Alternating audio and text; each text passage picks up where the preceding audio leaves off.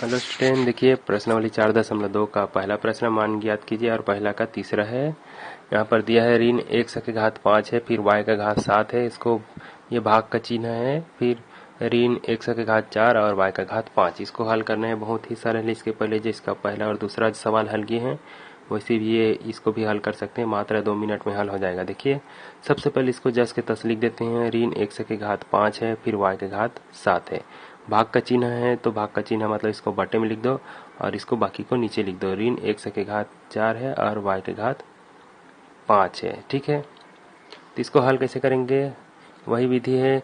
x वाला जो है x से भाग होगा, y वाला जो है y से भाग होगा। तो ऋण 1 की घात 5 ऐसे लिखेंगे, उसके बटे में ऋण 1 की घात 4 ये अलग कर दें इसको, और इसको अलग कर देते हैं y की घात 7 को और y की घात 5 को। यहाँ पर बिंदु का चिन्ह डाला हूँ, ये इसको गुना समझ लो या फिर ऐसे गुना का चिन्ह डाल देना, ठीक है। तो इसको जो है घातांक के नियम के अनुसार बना देते हैं, नहीं तो ऐसे भी हल कर रहे थे। इसके पहले 1 की घात 2 था तो इसको इस तरह से कर दिए थे ऐसे। तो इसको 1 की घात 2 को 2 बार लिख दिया और 1 की घात को 1 बार लिख दिए, फिर हमने कटा दिया था 1 से 1 करके, है ना। तो ऐसे ही नहीं करेंगे इसमें, क्योंकि अब ज़्यादा होते जा रहा है तो उससे करना मुश्किल हो जाएगा, मतलब जगह ज़्यादा घेरेगा, ठीक है। तो यहाँ 1 की घात 5 है, नीचे में 1 की घात 4 है, तो इसमें ऐसा सूत्र लगता है 1 की घात ऊपर 5 है, नीचे में 4 है, ठीक है। तो इसको 1 की घात 5 ऋण 4 ऐसे हो जाता है। इसका जो है बटे में रहता है तो इसका घात जो है घट जाता है ऊपर वाले से नीचे वाला का, ठीक है। तो वैसे ही यहाँ पर भी होगा घातांक के नियम। सूत्र को मैं एक बार बता देता हूँ, देखिए वो सूत्र कौन सा है। 1 का घात m रहेगा और नीचे में 1 का घात n रहता है, तो 1 का घात m ऋण n, ठीक है। एक का ये ही रहता है तीनों जगह, देखिए बस इसका घात जो है घट रहा है। उसी तरह 1 की जगह में 1 ही बस रहेगा, उसका घात जो है घटेगा, ऐसे 5 ऋण 4। और ऋण का भाग करेंगे तो वो धन हो जाता है। जैसे ऋण और ऋण का गुना करते हैं ना तो धन हो जाता है, वैसे ऋण का भाग करने पर भी धन चिन्ह हो जाता है, ठीक है। इसी तरह y का भी ऐसी होगा, y दोनों में y है तो y ही रहेगा, बस उसका घात जो है घट जाएगा, ऐसे 7 ऋण 5 हो जाएगा। अब देखिए 1 की घात 5 में 4 घटाएंगे तो 1 आएगा, 1 को लिखने की जरूरत नहीं है, ठीक है। और उसी तरह y के घात जो है 7 में 5 घटाएंगे तो 2 आएगा, तो इसका आंसर यही है, ठीक है। देखा, बहुत ही सरल है, बस आपको जो है ये घातांक के सूत्र है याद होना चाहिए, और इसे चिन्ह कैसे बदल जाता है, ऋण का धन कैसे होता है इसको जानना जरूरी है, बहुत ही सरल है, ठीक है।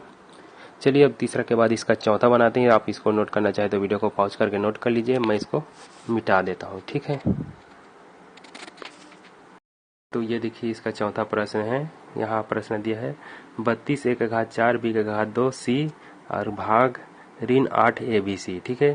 तो इसके पहले जो तीसरे वाले को हल किए थे वैसे इसको हल करते हैं। चलिए इस भाग का चिन्ह को बटे में बदलेंगे तो 32 1 का घात 4 b का घात 2 और c है, उसके बटे में इसको लिख देते हैं ऋण 8 a b c, ठीक है। हो गया इतना। अब क्या करेंगे, देखिए सबको अलग अलग कर देते हैं। संख्या वाले को संख्या वाले से भाग आएगा तो 32/8 कर देंगे ऋण गुणक चिन्ह। यहाँ पर 1 का घात 4 है तो उसके नीचे में नीचे a को अलग कर देते हैं।